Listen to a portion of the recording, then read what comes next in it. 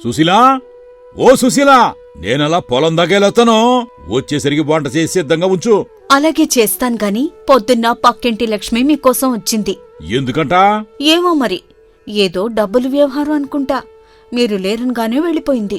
ఇంతకే ఎందుకొచ్చిందిట? ఈ రోజుల్లో ఒకరింటికొకరు ఎందుకు వస్తారు సుశీలా? డబ్బు కోసం తప్ప. అంటే ఆమె దగ్గర కూడా డబ్బులు తీసుకున్నారా? ఇలా ఊళ్ళో అందరి దగ్గర డబ్బు తీసుకోవడం, ఎగ్గొట్టడం మీకెలా ఉందో గాని వాళ్ళనే మాటలకే నాకు పరువు పోతోంది. పరువు అనేది గాల్లో దీపం లాంటిది సుశీలా. అది ఎప్పుడు పోతుందో ఎప్పుడవుతుందో ఎవ్వరికీ తెలియదు. దాని గురించి ఎక్కువ ఆలోచించి ఆరోగ్యం పాడు చేసుకో మాకు అంటూ పొలం దగ్గరికి వెళ్ళిపోతాడు. సూరయ్య మామా, ఏం చేస్తున్నావు? నీకు తెలవందే ఉందిరా రామయ్య. ఇద్దరి పంట కోతకొచ్చింది. నీకు ముందు జాగ్రత్త ఎక్కువ కాబట్టి అనుకోని వర్షాలు వస్తాయేమోనని ముందుగానే పంట కోసి ఎండకారబోసావు. మరి నేను కూడా కోయాలిగా, అందుకే ఆ పనిలో ఉన్నాను. సరే తొందరగా కానివ్వు. వాతావరణం చూస్తా ఉంటే వర్షం వచ్చేలా ఉంది. ధాన్యం బాగా ఆరక పట్నం తీసుకెళ్లి ఎక్కువ ధరకు అమ్మేద్దాం. అలా అంటూ అక్కడ్నుండి వెళ్ళిపోతాడు రామయ్య. అదే ఊళ్ళో ఉన్న సర్పంచ్ ఓ రోజు వరండాలో కుర్చీపై కూర్చుని మొక్కలకు నీళ్లు పోస్తున్న పనివాడు రాముని పిలుస్తాడు. ఏంటి సర్పంచ్ గారు పిలిచారు?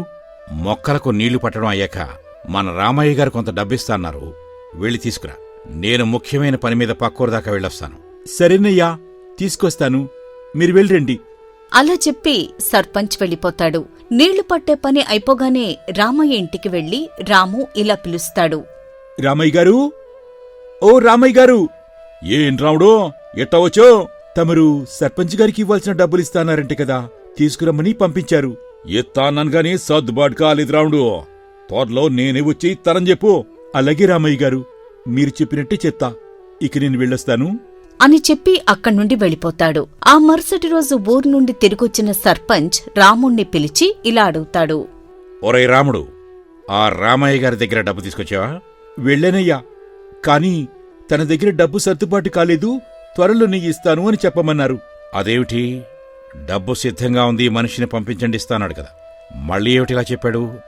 సర్లే, నేనే వెళ్ళడుగుతాను. నువ్వెళ్ళి పని చూసుకో అని చెప్పి రామయ్య ఇంటికి వెళ్తాడు. రండి సర్పంచ్ గారు, రండి కూకోండి. కూర్చుంటాలే గాని మొన్ననే డబ్బులిస్తాన్నావు కదా. అవును సర్పంచ్ గారు, ఎత్తానండి. మరి నిన్న మా రాముని పంపిస్తే లేవన్నావంట. అదేంటి సర్పంచ్ గారు అట్టా అంటున్నారు? నేనెందుకలా అన్నాను?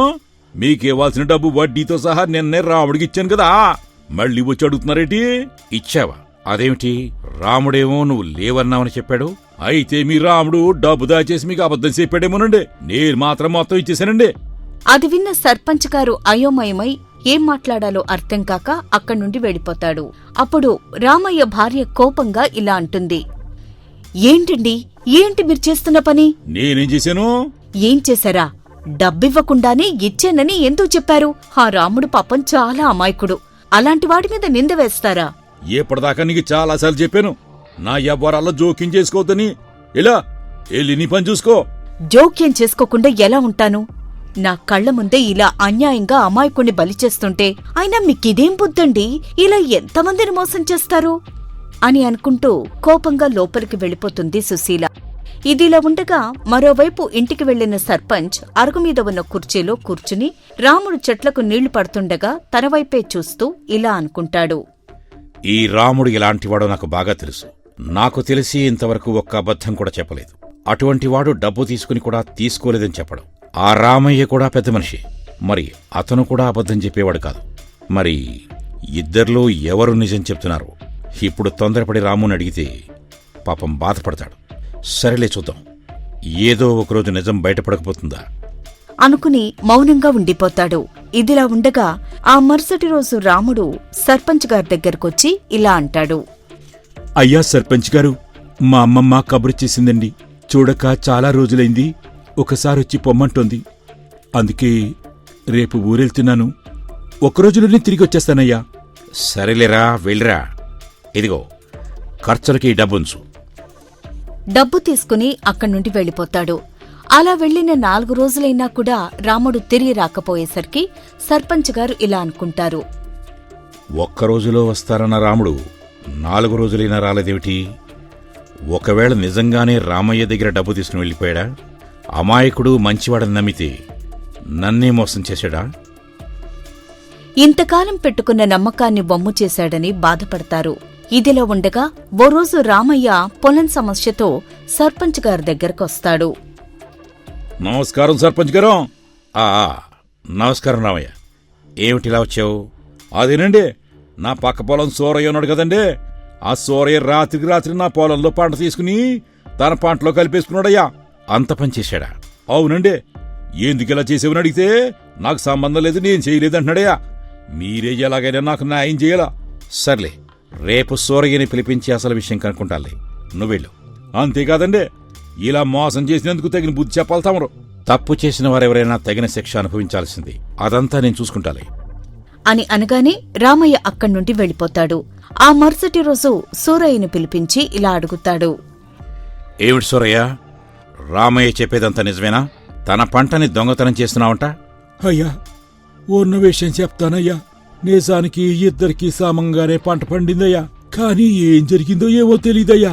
అతని ధాన్యం తగ్గడం, నా ధాన్యం పెరగడం నిజమేనయ్యా. కాని ఇది ఎలా జరిగిందో నిజంగా నాకు తెలీదయ్యా. నేను ఓ రైతునే కదయ్యా. ఎట్టాడి తప్పు నేనెందుకు చేస్తానయ్యా చెప్పండి. అదేమిటి సూరయ్య, నువ్వు చెప్పేది వింటుంటే విచిత్రంగా ఉంది. నువ్వు తీయినప్పుడు రామయ్య ధాన్యం వచ్చి నీ ధాన్యంలో ఎలా కలుస్తుంది? అలా చేయవలసిన అవసరం ఎవరికుంది? ఏమోనయ్యా, నాకు కూడా అది అర్థం కావట్లేదయ్యా. అసలు ఏం జరుగుతుందో మీరే కనిపెట్టాలయ్యా. లేకపోతే నిజంగా నేనే చేశారనుకుంటారు అందరూ. ఈ సూరయ్య నిజమే చెప్తున్నాడు అనిపిస్తోంది. కాని ఇదంతా ఎలా జరుగుతుందో అర్థం కాకుండా ఉంది. సర్లే సూరయ్య, నువ్వెళ్ళు. అవసరమైతే నేను మళ్లీ కబురు చేస్తాను.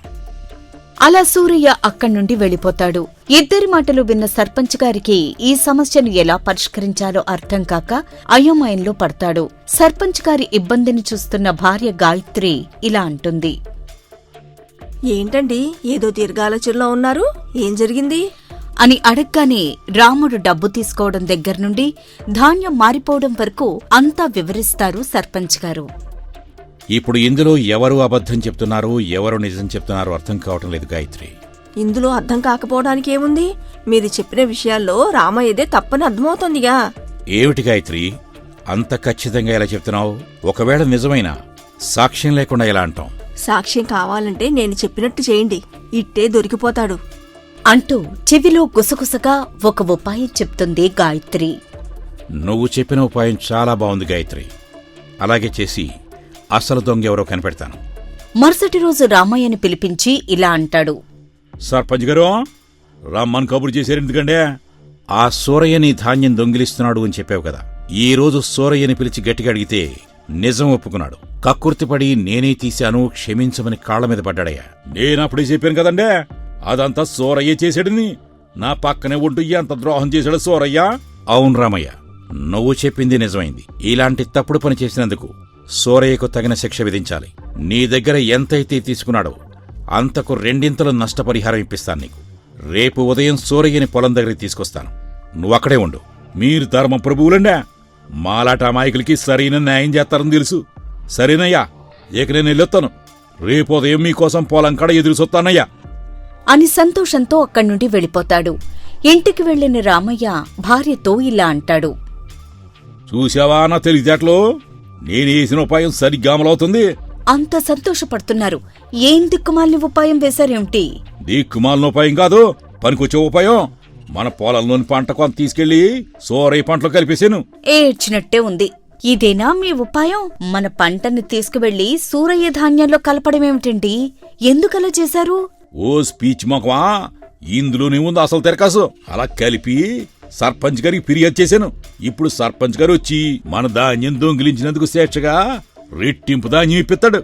మనకు పండింది కొంతైతే కష్టపడకుండా రెట్టింపు పంట వస్తుందన్నమాట. అర్థమైందా? అసలు మీరు మనిషేనా? ఎందుకు రోజురోజుకి ఇలా దిగజారిపోతున్నారు? మొన్నటికి మొన్న ఆ అమాయకుడి మీద నిందేశారు, ఇప్పుడేమో ఇలా. అసలు మీరేం చేస్తున్నారో మీకైనా అర్థమవుతుందా? నాకంత అర్థమవుతుందిలే గాని నువ్వు ఎక్కడ నోరెప్పుకో. సొత్తా ఉంటే నువ్వే అందరికి చెప్పేసేలా ఉన్నావు. సూరయ్య ఎంతో కష్టపడి ధాన్యం పండిస్తే ఆయన కష్టాన్ని దోచుకోవడం తప్పు కాదా?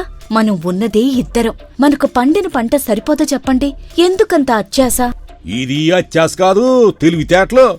అయ్యన్నీ నీకు అర్థం కావలే గాని వెళ్ళి పని చూసుకో. అలా భార్య వారిస్తున్నా వినకుండా చేసిన పనిని సమర్థించుకుంటాడు రామయ్య.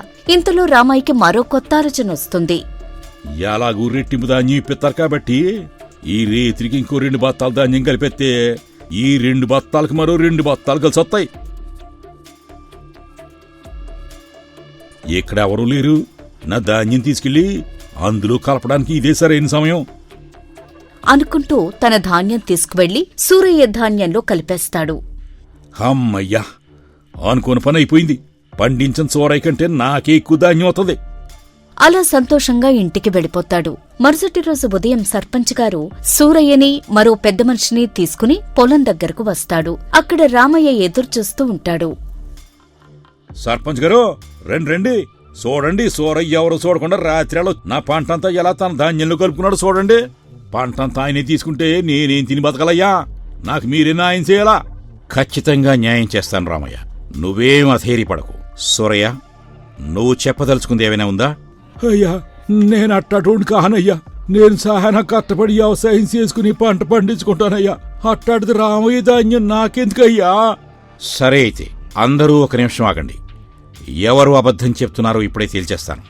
గంగులు, ఆ తీసుకొచ్చిన రసాయనం రామయ్య చేతిలో పోయి. రామయ్య, నీ చేతుల ముందుకు చాచు. మీరేం చేస్తున్నారు సర్పంచ్ గారు? చేతిలో రసాయనం పోయి పెట్టండి. ఎందుకండి ఇది? కంగారు పడకు రామయ్య, రాత్రి నీ ధాన్యం మీద ఒక కనిపించని రంగు చెల్లాం. ధాన్యం ముట్టుకున్న వారి చేతికి అది అంటుతుంది. అది కనపడాలంటే ఈ రసాయనం పోస్తే కనిపిస్తుంది. అది విన్న రామయ్య గుండె ఆగినంత పనవుతుంది. ఇక దొరికిపోయేనని భయపడి తన పరువు పోతుందని ఇలా అంటాడు. సర్పంచ్ గారు, బుద్ధిగడ్డి తిని తప్పు చేశానయ్యా, నన్ను క్షమించండి అయ్యా. అంటే ఇంతకాలం పెద్ద మనిషి అనుకున్న ఈ రామయ్య నిజంగానే తప్పుడు మనిషి అన్నమాట. అంటే రాముడికి డబ్బు ఇచ్చాను అన్నమాట కూడా అబద్ధమే అన్నమాట.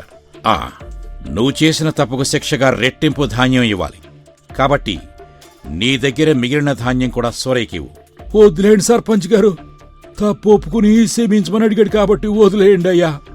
రామయ్య కూడా కట్టపడి వ్యవసాయం చేశాడయ్యా. పాపం అతను కట్ట నాకెందుకులేండి. చూసావా రామయ్య, నువ్వింత మోసం చేసినా కూడా సూరయ్య నిన్ను వదిలేయమంటున్నాడు. ఒక రైతు కష్టం మరో రైతుకు మాత్రమే అర్థమవుతుంది. ఇప్పటికైనా బుద్ధి తెచ్చుకుని ఒకరి కష్టాన్ని దోచుకోవాలని చూడకయ్యా. రామయ్య చేసిన తప్పుకి సిగ్గుతూ తల వంచుకుంటాడు. అలా నిజాన్ని బయటపెట్టి అక్కడి నుండి వెళ్ళిపోతారు సర్పంచ్ గారు. చేసిన తప్పు బయటపడటంతో అవమానంగా ఇంటికి వెళ్తాడు. ఏంటండి, సంతోషంగా వెళ్ళినవారు ఇలా నీరసంగా వచ్చారు? సూరయ్య ధాన్యం మొత్తం పట్టుకొచ్చేశారా? అసలే పరుగు పోయి నేను ఎడుతుంటే మధ్యలో నువ్వు వచ్చి పూండి మీద కారం జాలకో. అసలేం జరిగింది? ఇంకేం జరుగుతుంది? నేను రామయ్యకి చేసిన మోసం బయటపడింది. అందరి ముందు పరుగు పోయింది. పోదు మరి, మీరు చేసింది చిన్న తప్ప. నేను చెప్తూనే ఉన్నాను, అత్యాశకుపోయి పాపిష్టి పనులు చెయ్యొద్దని. మీరు వింటేగా. ఇప్పుడు చూడండి ఏమైందో. చాలే, ఇక ఆపుతావని గోలా. ఆ డబ్బులు విషయం కూడా బయటపడితే పరుగు పూర్తిగా పోతుంది. ఆ సర్పంచ్ గారు గట్టి బాగా పెట్టినట్టున్నారు. దెబ్బకి చేసిన తప్పులన్నీ గుర్తొస్తున్నాయి.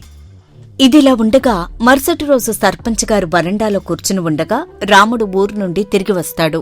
రాముణ్ణి చూసిన సర్పంచ్ గారు ఇలా అంటారు. రాముడు, 2 రోజుల్లో వస్తానన్నవాడివి ఇన్ని రోజులు ఎక్కడికెళ్ళావు? అయ్యా, వెంటనే రావాలనుకున్నాను, కాని మా అమ్మమ్మ ఆరోగ్యం బాగాలేక కాలం చేశారయ్యా. అన్ని కార్యక్రమాలు పూర్తయ్యేసరికి ఆలస్యమైందయ్యా. ఇదిగోండి, రామయ్య గారు మీకివ్వాల్సిన డబ్బులు తీసుకొచ్చాను. అదేమిట్రా, ఆ రామయ్య డబ్బు ఇవ్వలేదన్నావుగా, ఇప్పుడెలా వచ్చింది? ఊళ్ళోకి వస్తుంటే మధ్యలో కలిసి మీకిమ్మన్నాడండి. అరే రాముడు, నిజం తెలుసుకోకుండా నిన్ను అపార్థం చేసుకున్నందుకు నన్ను క్షమించరా. సర్లే, ఆ డబ్బులు ఇలా ఇచ్చి వెళ్ళి ఆ మొక్కలకు నీళ్లు పెట్టు. నీళ్లు పోయాక చాలా రోజులైంది. నమస్కారం సర్పంచ్ గారు. నమస్కారం రామయ్య, రారా. ఏమిటి ఇలా వచ్చావు? అయ్యా సర్పంచ్ గారు, మీకో ముఖ్యమైన విషయం చెప్పాలని వచ్చానయ్యా. ఏమిటా విషయం? నన్ను మళ్ళొకసారి క్షమించాలయ్యా. అసలు విషయం ఏంటో చెప్పు రామయ్య. మీకివ్వాల్సిన డబ్బుల కోసం ఓ రోజు రాముడిని మా ఇంటికి పంపించారు కదండి, దాని గురించి మాట్లాడడానికి వచ్చానయ్యా. నిజానికి ఆ డబ్బు రాముడికి ఇవ్వలేదండి, నేను ఇచ్చానని కావాలని అబద్ధం చెప్పానయ్యా. అదేమిటి రామయ్య, ఎందుకలా చేశావు? రాముడు ఎలాగో అమాయకుడు కదండి, ఆడి మాట కంటే నా మాటే నమ్ముతారు మీరని డబ్బు మీద ఆశతో ఇచ్చానని అబద్ధం చెప్పానయ్యా. ఒకరి కష్టాజితం దోచుకుంటే ఎంత బాధగా ఉంటుందో నేను మీరు చూపించారు నాకు. అందుకే నిజం చెప్పి మీ డబ్బు మీకిద్దామని వచ్చానయ్యా. ఇదిగోండయ్యా డబ్బు. ఊహించని పరిణామానికి ఇటు సర్పంచ్ గారు అటు రాముడు ఒక్కసారిగా ఆశ్చర్యపోయి ఒకరి మొహాలొకరు చూసుకుంటారు. అదేంట్రా రాముడు, రామయ్య డబ్బిచ్చాడని ఇప్పుడే కదా చెప్పావు, మళ్ళీ రామయ్య ఇస్తున్నాడేంటి? ఏంటయ్యా మీరు మాట్లాడేది? నేనెప్పుడు రాముడికిచ్చాను? ఒకవేళ ఇస్తే మళ్ళీ ఎందుకు తీసుకొస్తానయ్యా? ఏమిట్రా రాముడు ఇదంతా? నాకేం అర్థం కావటం లేదు. ఇంతలో రామయ్య భార్య సుశీల అక్కడికి వచ్చి ఇలా అంటుంది. ఇందులో అర్థం కాకపోవడానికి ఏమీ లేదండి. మీకు బాకీ ఉన్న డబ్బును మా ఆయనకి తెలియకుండా నేనే రాముడికిచ్చాను. ఈ విషయం తెలియని మా ఆయన మళ్ళీ తీసుకొచ్చాడు. ఓ నీ దుంపదాగా ఉన్న అత్తంతా పంచిపెట్టేదాకా ఆగేటట్లేవు కదా. నువ్వెక్కడ దాపురించావే నాకు? చూడండి సర్పంచ్ గారు, మా ఆయన తప్పు చేసినందుకు ఎంతో బాధపడుతున్నారు. ఇప్పటికే నేను చాలా అవమాన భారంతో ఉన్నాను. ఇప్పుడు నువ్వు వచ్చి మా ఆయన చాలా బాధపడుతున్నాడంటుంటే కావాలనే దెప్పి పొడుతున్నట్టుంది. అవునమ్మా, అది అర్థమవుతూనే ఉంది.